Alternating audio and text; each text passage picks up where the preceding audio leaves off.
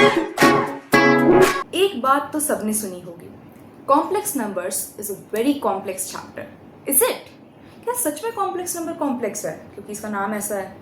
तो बहुत सारे लोगों को लगता है कि कॉम्प्लेक्स नंबर एक बहुत ही कॉम्प्लेक्स चैप्टर है, बहुत ही डिफिकल्ट चैप्टर है। बट मैं आज आपके लिए कॉम्प्लेक्स नंबर का ये लेक्चर लेकर आई हूँ और मैं आपको दिखाऊंगी कि कॉम्प्लेक्स नंबर कॉम्प्लेक्स नहीं है, ये बहुत ईजी चैप्टर है। उन नंबर्स को कॉम्प्लेक्स नंबर्स कहते हैं, चैप्टर मुश्किल नहीं है। तो इस बात को प्रूव करने के लिए हम अपने लेक्चर को स्टार्ट करते हैं और देखते हैं कि ये क्या चैप्टर है। तो हमारे पास z एक कॉम्प्लेक्स नंबर डिफाइंड है, जैसे रियल नंबर्स होते हैं वैसे ही कॉम्प्लेक्स नंबर है। आप देख लेते हैं ये क्या होते हैं। तो x प्लस वाई आयोटा की फॉर्म में है और x और y हमारे रियल नंबर्स हैं। आयोटा एक नई क्वांटिटी है जिसे हमने अंडर रूट ऑफ -1 से डिनोट किया है। अब एक बात इंपॉर्टेंट है, जैसे मैंने यहाँ पे एक कॉम्प्लेक्स नंबर लिखा है या फिर यहाँ पे जो x प्लस वाई आइटम है ये प्लस है, this is not addition, this is a separator. Imaginary part जब हम इसका रिपोर्ट करते हैं तो हम उसमें आयोटा को इंक्लूड नहीं करते हैं। जैसे मेरे पास कोई भी अगर complex number x plus y iota general है तो मुझसे अगर इसका पूछा जाए कि इसका इमेजिनरी पार्ट बताओ तो this is y is the imaginary part और इसका रियल पार्ट x है। अब हमें अगर कॉम्प्लेक्स नंबर्स को क्लासीफाई करना हो तो ब्रॉडली 3 कैटेगरीज हम मानकर चलते हैं। फर्स्ट इज प्योरली रियल या सिर्फ रियल। तो जो अब तक रियल नंबर्स हम पढ़ते आ रहे थे वो इस कैटेगरी में आ जाएंगे, x प्लस 0 आयोटा की फॉर्म में। प्योरली इमेजिनरी में रियल पार्ट 0 हो जाएगा, imaginary part will be non zero. और इमेजिनरी नंबर्स जो होते हैं वो x प्लस वाई आयोटा की फॉर्म में जनरल आ गए हमारे पास। अब जैसे हमारे पास नॉर्मल प्लेन होता था, कार्टेशियन प्लेन, कोऑर्डिनेट ज्योमेट्री जब हम पढ़ते थे, तो वैसे ही कॉम्प्लेक्स नंबर में हमारे पास आर्गन प्लेन है। कुछ नहीं है, बस नाम डिफरेंट है। इसकी 2 एक्सिस होती हैं, रियल एक्सिस और इमेजिनरी एक्सिस, जैसे वहाँ पे x और y एक्सिस होती थी। और यहाँ पे हम किसी भी कॉम्प्लेक्स नंबर को ऐसे डिनोट कर सकते हैं। देख सकते हैं आप यहाँ पे कि y एक्सिस में हमारे आयोटा वाले नंबर्स चल रहे हैं और x एक्सिस में हमारे नॉर्मल रियल नंबर्स चल रहे हैं। किसी भी पॉइंट का या किसी भी कॉम्प्लेक्स नंबर का ऑरिजिन से जो डिस्टेंस है वो उसका मॉड्यूलस होता है और ये जो एंगल थीटा वो बनाता है जिसे हम अभी तक स्लोप कहते थे, ये यहाँ पर आर्ग्यूमेंट होता है जिसे ARG Z से डिनोट करते हैं, फिर Z is the complex number जिसका आर्ग्यूमेंट हम बता रहे हैं। अच्छा, एक बात और है कि आप इसमें कॉम्प्लेक्स नंबर का कंपैरिजन नहीं कर सकते, जैसे मैंने यहाँ पर लिखा हुआ है कि आप 5 प्लस 4 आयोटा को 3 प्लस 4 आयोटा से बड़ा नहीं बता सकते कि 4 आयोटा मैंने कैंसिल कर दिया और 5 इज ग्रेटर दैन 3, तो आप ऐसे कंपेयर कर लेंगे। नो, कॉम्प्लेक्स नंबर में इस तरह की कोई भी बात हम नहीं करते हैं। This is something not defined. अब जैसे हम कहते थे every real number represents a point in the Cartesian system, वैसे ही यहाँ पर हम बोलते हैं कि every complex number represents a point in the Argand diagram and vice versa. मतलब हर पॉइंट का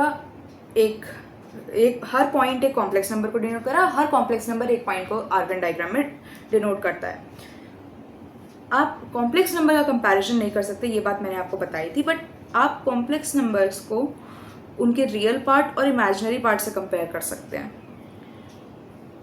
आप 2 कॉम्प्लेक्स नंबर को इक्वेट कर सकते हैं बट आप ये नहीं बोल सकते कि 1 is greater then the other.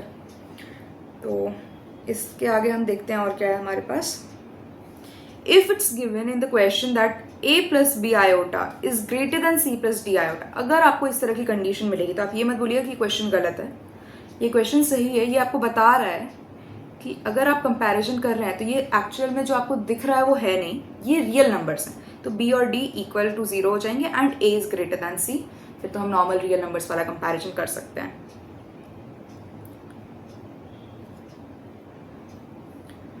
अब हमारे पास properties of a complex number, तो क्या क्या 3 प्रॉपर्टीज होती हैं, मेन 3 प्रॉपर्टीज होती हैं किसी भी कॉम्प्लेक्स नंबर की, that is modulus, argument and conjugate.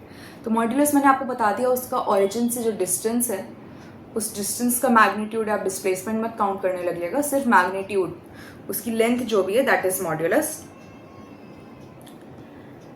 Argument की अगर हम बात करें या आर्ग्यूमेंट को एम्पलीट्यूड भी कहते हैं, तो ये वाला जो एंगल थीटा बनता है this is known as argument. ये एक्यूट भी हो सकता है और ऑब्ट्यूज भी हो सकता है। अगर यहाँ पे मेरा यहाँ कोई कॉम्प्लेक्स नंबर होता तो इस टाइप से हमारा थीटा भी एक्यूट से ऑब्ट्यूज हो जाता। अब अगर हमारे पास कोई general complex number x plus y iota की फॉर्म का दिया हो तो इसको आर्ग्यूमेंट को लिखते कैसे हैं, तो ये आता है tan inverse y by x where x is positive और tan इनवर्स x हमारा -π/2 से π/2 की रेंज में था। ये हम आगे के लेक्चर्स में देखेंगे जब हम ITF पढ़ेंगे, इनवर्स ट्रिग्नोमेट्रिक फंक्शंस। अब देख लेते हैं कि आर्ग्यूमेंट फाइंड कैसे करते हैं। तो आर्ग्यूमेंट फाइंड करने के लिए सबसे पहले आपको क्या करना है कि अल्फा निकालना है tan inverse y by x, और ये मॉड्यूलस है तो मतलब इसकी पॉजिटिव वैल्यू लेनी है और अल्फा 0 से पाई बाई 2 में आ जाएगा। फिर आपको उसका क्वाड्रेंट चेक करना है। अगर वो फर्स्ट क्वाड्रेंट में तो theta is equals to alpha हो जाएगा, सेकंड क्वाड्रेंट में पाई माइनस अल्फा हो जाएगा थीटा, थर्ड क्वाड्रेंट में pi plus alpha, and fourth quadrant में 2 पाई माइनस अल्फा या सिर्फ माइनस अल्फा भी कह सकते हैं। मतलब अगर मुझे -30 डिग्री कोई बताएगा तो -30 degree is this angle. Coming up principal argument. Principal argument होता है माइनस पाई से पाई के रेंज में। माइनस पाई को इंक्लूड नहीं करते हैं, पाई इज इंक्लूडेड, तो पाई किसी का हमारे पास प्रिंसिपल आर्ग्यूमेंट हो सकता है। फिर arguments of this type of angles, मतलब जिसका रियल पार्ट हमारे पास कुछ है और इमेजिनरी पार्ट 0 है, ये रियल एक्सिस पे लाई कर देंगे तो इसका आर्ग्यूमेंट 0 हो जाएगा। अब आप किसी भी कॉम्प्लेक्स नंबर को यूनिकली कैसे आइडेंटिफाई करेंगे, तो आप दो चीज़ें अगर उसी बता देंगे तो वो आइडेंटिफाई हो जाएगा। या तो आप उसका रियल पार्ट और इमेजिनरी पार्ट बता दें तो मैं वो कॉम्प्लेक्स नंबर बता सकती हूँ कि वो क्या है, या फिर आप मुझे बता दें कि उसका किस एंगल पर है, वो एक्सिस के साथ, रियल एक्सिस के साथ कौन से एंगल पर और कितने डिस्टेंस पर है, तो एक यूनिक पॉइंट आइडेंटिफाई हो जाएगा। तो इसके लिए हम पोलर फॉर्म का यूज़ करते हैं, z is equals to r times cos theta plus iota sine theta, क्योंकि ये आयोटा साइन थीटा का ये डिस्टेंस है, r कॉस थीटा और r साइन थीटा हमारे पास डिस्टेंस है from x axis and y axis. अब हमारे पास आता है ऑयलर्स फॉर्म। ऑयलर्स फॉर्म में e की पावर आयोटा थीटा को हम cos theta plus iota sine theta के फॉर्म में लिखते हैं, ये आप याद कर लीजिए। और ये हमारे पास एक सीरीज आती है e की power x is equals to 1 plus x by 1 factorial plus x square by 2 factorial. ये आगे भी आएगा तो मैं इसको डिटेल में वहाँ पे एक्सप्लेन कर दूंगी। अब देख लेते हैं जेईई मेंस में हमारे पास जो क्वेश्चन आया है 2026 का क्वेश्चन है। हमारे पास एक सेट दिया हुआ है, इसमें z एक कॉम्प्लेक्स नंबर है और हमसे ये चीज़ पूछी है। तो ये इक्वेशन मैंने यहाँ पर लिख ली, इसके रूट्स लिख लिए, सेम क्वाड्रेटिक जो फॉर्मूला लगता है -v plus minus root D by 4a root D by 2a, वो फॉर्मूला यहाँ पे मैंने सेम अप्लाई कर दिया और अल्फा बीटा इसके जो दो रूट्स हैं वो लिख लिए। अब इन दोनों रूट्स को मैंने कन्वर्ट कर लिया अपने पोलर फॉर्म में, इस तरह से मैंने इसको लिख लिया और ये मेरे पास फाइनल दोनों वैल्यूज़ आ गई। अब मेरे सिर्फ यहाँ पे इसकी वैल्यू पूछी थी, sigma z belongs to x z raise to the power 8, तो अल्फा और बीटा है, मतलब मेरे से पूछ रहा है alpha raise to the power 8 plus beta raise to the power 8, तो मैंने इन दोनों का एडिशन किया and we have our answer. इस क्वेश्चन को विद इन सेकेंड्स आप कर सकते हैं, नहीं तो विद इन अ मिनट तो ईजिली कर सकते हैं। तो इस तरह से आप कॉम्प्लेक्स नंबर को एक ईजी अप्रोच के साथ ईजिली सॉल्व कर सकते हैं, नहीं तो आप भी उस मिथ के साथ आगे बढ़ते रहेंगे जो कहती है कि complex number is very complex, but I am telling it is actually not. तो आपने देख भी लिया कि कैसे, और बहुत ईजी कंसेप्ट हैं, अगर आप एक एक चीज़ को पॉइंट बाय पॉइंट करते जाएंगे तो फिर आपको ये सारी चीज़ें पता लग जाएंगी। इसी तरह से मैं आपको और भी आगे गाइड करती रहूँगी। तो इस तरह की वीडियोस के साथ आगे बढ़ते रहने के लिए मेरे साथ जुड़े रहें। Thank you very much.